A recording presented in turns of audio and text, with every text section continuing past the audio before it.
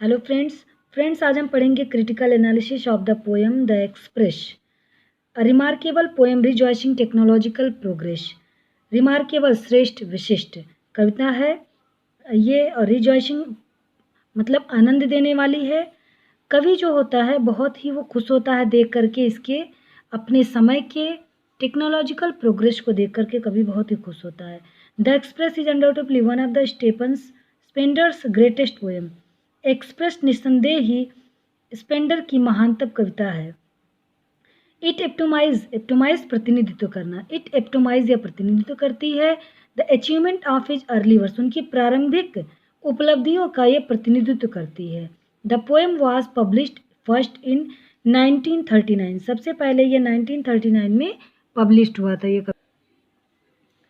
बस यहाँ से यहाँ तक छोड़ दीजिए। इन दिस पोएम, इस कविता में द पोएट रिजॉइस, पोएट बहुत ही खुश होता है in the black statement of piston, जो काला धुआं निकलता है उसे देख कर के बहुत ही खुश होता है। And the luminous self position, और ट्रेन के प्रकाश को और उसके स्वयं पे नियंत्रण को देखकर बहुत ही खुश होता है। ऑफ स्टीम इंजन, भाप का जो ट्रेन है। द एक्सप्रेस इज सेलिब्रेशन, ये एक्सप्रेस जो है यह एक तरीके से सेलिब्रेशन है of the technological achievement of time. कवि बहुत ही खुश होता है अपने समय के जो टेक्नोलॉजिकल उपलब्धि है उसको देखकर बहुत ही खुश होता है। इस प्रकार से ये पोएम में आप यहाँ तक इस हेडिंग में आप लिखिए। अब आगे देखिए, डेवलपमेंट ऑफ थॉट। यदि समरी पूछ लेता है एक्सप्रेस की समरी लिखिए, तो डेवलपमेंट ऑफ थॉट में इतना अधिक मैटर होता है कि आप उसको आराम से समरी में लिख सकते हैं। ये एक तरीके से समरी ही होता है। The poem begins with the description of the express train standing calmly at station. ये जो कविता प्रारंभ होती है तो इसमें किस चीज़ का डिस्क्रिप्शन है, वर्णन है एक्सप्रेस ट्रेन का, जो कि खड़ी है शांत रूप से स्टेशन पे। After shrill sound of whistle, तेज सीटी की आवाज़ के साथ the piston of the train engine begin to move, engine का जो पिस्टन होता है वह चलना शुरू कर देता है। The train emits black smoke, train काला धुआं छोड़ती है। इमिट्स मतलब होता है छोड़ना। इट इंडिकेट्स, यह संकेत देती है that the express is about to leave, कि ट्रेन जो है चलने वाली, स्टेशन को छोड़ने वाली है। Without making any more noise, बिना और आवाज़ की। Soon the train begins to glide on its track gracefully and slowly in the manner of a queen। शीघ्र ही ट्रेन शुरू कर देती है ग्लाइड करना, मतलब धीरे धीरे सरकना या चलना शुरू कर देती है अपने ट्रैक पर। ग्रेसफुली बहुत ही गरिमापूर्ण ढंग से, एंड स्लोली और धीरे धीरे जैसे कि एक क्वीन चलती है। लिविंग द स्टेशन, ट्रेन को छोड़ के the train passes through the town, train जो है टाउन से होकर के गुजरती है। Though however it seems to be regardless of the houses situated outside. यद्यपि जो है ऐसा लगता है रिगार्डलेस है, मतलब वो केयर नहीं करती है, लापरवाह या बेपरवाह है घरों को देख के। सिचुएटेड आउटसाइड, जो कि बाहर आउटसाइड में हैं houses. Place where industrial gases is manufactured and the graveyard, और धीरे धीरे ट्रेन चलती जाती है, कारखाने भी दिखते हैं और ग्रेवयार्ड मतलब कब्रिस्तान भी दिखते हैं। Living the town for behind, town को पीछे छोड़ करके the train approach the open field of the rural area, देहाती इलाकों में ट्रेन पहुंचती है। It now accelerate its speed now and, अब यहाँ पर अपनी स्पीड बढ़ा लेती है। In doing so becomes a mysterious thing, ऐसा करने पर वह मिस्टीरियस लगती है। चलिए इतना आप थोड़ा लगता है एक लाइन आप देख नहीं पाए हो, उसको मैं फिर से पढ़ देती हूँ। यहाँ से शायद आपने देखा नहीं है। Living the town for behind, शहर को पीछे छोड़ करके the express train approach the open field of the rural area, देहाती इलाकों में ट्रेन पहुंचती है। It now accelerate its speed, अब यहाँ पर अपनी स्पीड को बढ़ा लेती है। एंड इन डूइंग सो, और ऐसा करने पर बिकम अ मिस्टीरियस थिंग, रहस्यमयी बन जाती है ट्रेन जो है। The restrained movement of train impart it a stateliness like that of ship on the ocean. जो नियंत्रित गति है ट्रेन का, अपने ऊपर जो नियंत्रण है उसको देखकर कैसा लगता है? जैसे कि समुद्र में जहाज चल रहा हो। बस आप यहाँ तक लिखिए, अब आगे देखते हैं। चूँकि ये बहुत लंबा है तो इतना अधिक आपको याद भी नहीं रहेगा, इसलिए मैं इसे कट करती हूँ। देखिए पूरा मैटर लिखने में काफ़ी लॉन्ग हो जाएगा, इसलिए इसको मैं कट करती हूँ। आप यहाँ से पढ़िए। The train looks like comet. Train धूमकेतु की भांति दिखता है। Its music is so unique. इसके जो संगीत है बहुत ही श्रेष्ठ लगता है। एंड स्वीट और मधुर लगता है।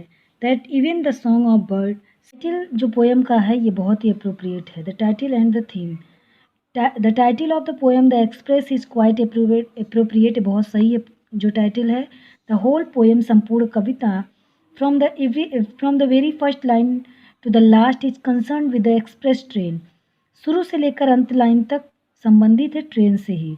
The way it moves and looks, the sound produce by its engine, these things compose the poem. इसका चलना, दिखना और ये जो इंजन साउंड जो प्रोड्यूस करती है, ये सब मिलकर ये पोएम को बनाते हैं। As for the theme of the poem, जहाँ तक इस पोएम की थीम का संबंध है, द एक्सप्रेस ग्लोरीफाइज, ये जो एक्सप्रेस है ये गौरवान्वित करता है द मैकेनिकल रिवोल्यूशन, मैकेनिकल क्रांति को, that begin with the herald of the 20th century, जो 20th सेंचुरी के आने पर ये सब क्रांति थी। इसे देख करके कवि बहुत ही अधिक हैप्पी होता है, बहुत अधिक खुश होता है। Imaginative quality of the poem. Imaginative quality of the poem, इसको देखिए।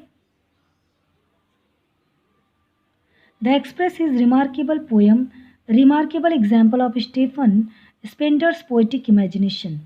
एक्सप्रेस जो है बहुत ही श्रेष्ठ, बहुत ही विशिष्ट उदाहरण है स्पेंडर की काव्यात्मक कल्पनाओं की। Which add the poetic beauty of the poem, जो कि इस काव्य को पोएटिक ब्यूटी, काव्यात्मक सुंदरता इस पोएम को प्रदान करती है, इसमें बढ़ाती है। Even the ugly aspect of the express train have been described beautifully, जो ट्रेन का बहुत ही अगली मतलब कि गंदा पार्ट होता है उसको भी बहुत ही सुंदरता से वर्णन किया गया है। The black smoke emitted by the piston of the train has been compared to the manifesto of some political party. जो black smoke emitted by the piston, वह काला धुआं जो कि निकलता है ट्रेन से, काला धुआं जो कि ट्रेन से निकलता है, हैज़ बीन कंपेयर्ड, इसकी तुलना की गई है। Manifesto of some political party, राजनीतिक दल से के घोषणा पत्र से इसकी तुलना की गई है। Then the train has been linked likened to the queen, और ट्रेन को क्वीन के समान बताया गया है। Just as a queen is followed by the train of her attendant, the engine of the express is followed by the number of compartment। जिस प्रकार से ट्रेन को क्वीन की भांति रानी की भांति बताया गया, रानी उसको बताया गया है, ट्रेन की तुलना रानी से की गई है। जस्ट एज द क्वीन, जिस प्रकार रानी का अनुसरण उनकी दासियां करती हैं, अटेंडेंट उनकी दासियां करती हैं, उसी प्रकार इंजन का अनुसरण बहुत सारे डिब्बे करते हैं। रेलगाड़ी के जो डिब्बे होते हैं उनको दासियों से कंपैरिजन किया गया है। बस इसमें आप इतना ही लिखिए, बहुत ही लॉन्ग ये हो जाएगा नहीं तो। अब हम यूज ऑफ इमेजिनरी देख। Use of imaginary pictorial quality of the poem. The express is very rich in pictorial quality. Express जो है इसमें चित्रात्मक गुण, पिक्टोरिकल क्वालिटी चित्रात्मक गुण पर्याप्त मात्रा में जो है इसमें है। Its image are visual and concrete, इसके शब्द चित्र जो हैं ये बिल्कुल मूर्त हैं। And very title of the poem is itself the central image, और जो टाइटल है वो सेंट्रल मेन इमेज टाइटल ही है। And the other image serve to throw light on the various aspect of the first image, और अन्य सभी जो है इस पर प्रकाश डालते हैं। विभिन्न पहलुओं पर प्रकाश डालते हैं। इन द फर्स्ट 3 लाइन्स, और पहली 3 पंक्तियों में, we have the image of express train which is about to leave the station. हमारे मन में एक चित्र बनता है कि ट्रेन की, जो कि अभी स्टेशन छोड़ने वाली है, स्टेशन पे खड़ी है।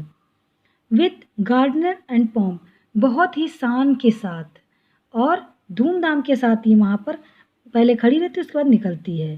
Then we have the picture of the train while passing through the town area and entering the countryside. उसके बाद हम देखते हैं कि किस प्रकार हमारे मन में कौन सी तस्वीर बनती है कि जो ट्रेन है वह टाउन से गुजरती हुई कंट्री साइड में प्रवेश करती है, देहाती इलाकों में प्रवेश करती है। बस इतना ही काफ़ी है इसके लिए। डिक्शन एंड राइम पढ़ते हैं। The express is beautiful poem not only by virtue of its subject matter. Express जो बहुत ही सुंदर कविता है, केवल इसके सब्जेक्ट के क्वालिटी की वजह से नहीं, but also of its style, इसकी स्टाइल भी बहुत अच्छी है। The poem is remarkable for the is and beauty with which it describe the machine. यह कविता जो है बहुत ही श्रेष्ठ है, बहुत ही आसानी से सुंदरता के साथ ये मशीन का वर्णन करती है।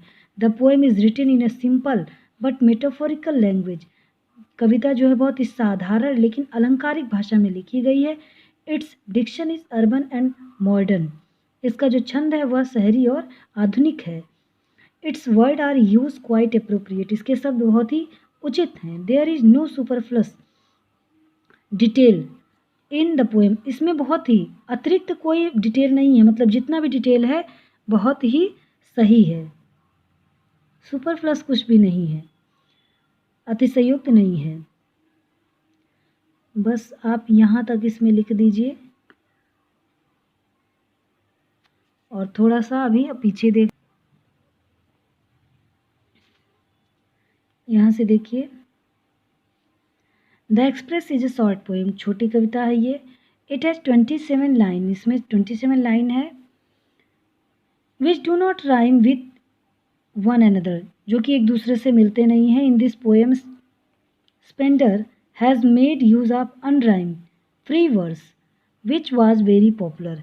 इन्होंने जो है राइम का, इसमें मैच नहीं है राइम का, फ्री वर्स का यूज किया है, जो कि बहुत अधिक पॉपुलर हुआ मॉडर्न पोएट्स के बीच में। अब यहाँ से छोड़ के आप यहाँ लिख दीजिए, यहाँ से।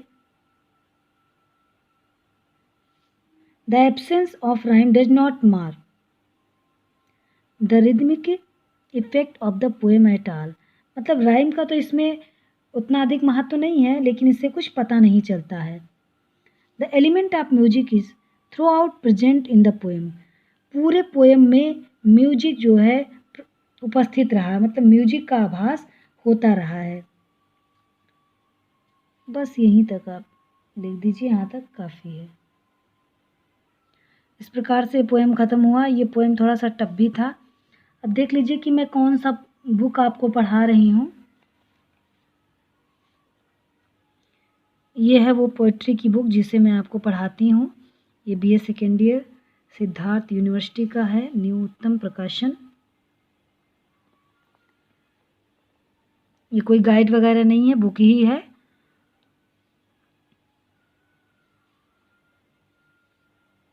यदि आपको ये पोएम अच्छा लगा तो इसे अधिक से अधिक शेयर करिए, क्योंकि जो स्टूडेंट हैं, जो परेशान हैं, वो इसका पढ़ करके कुछ उनको हेल्प मिल सके, मैं ये चाहती हूँ। और यदि आपको आंसर लिखने में दिक्कत हो रही है तो सबसे पहले आप प्रैक्टिस करिए, खूब प्रैक्टिस करिए। जितना प्रैक्टिस करेंगे उतना ही अच्छा रहेगा। और टाइम देख करके आंसर लिखिए।